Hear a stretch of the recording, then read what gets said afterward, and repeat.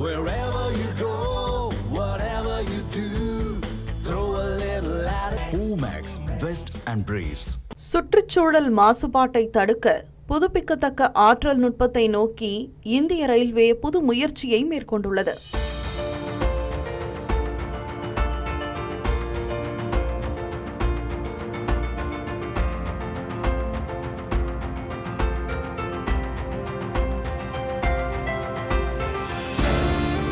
இந்திய ரயில்வே தனது கார்பன் உமிழ்வை குறைக்கவும் பசுமை மற்றும் நிலையான ரயில் போக்குவரத்தை ஊக்குவிக்கவும் ஒரு முன்னோடி திட்டத்தை தொடங்கியுள்ளது.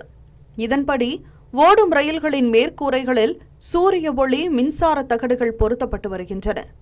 இந்த சூரிய ஒளி மின் தகடுகள் மூலம் உற்பத்தியாகும் மின்சாரத்தை கொண்டு ரயில் பெட்டிகளுக்குள் இருக்கும் மின்விசிறிகள், விளக்குகள் மற்றும் செல்போன் சார்ஜிங் பாயிண்டுகள் இயக்கப்படுகின்றன.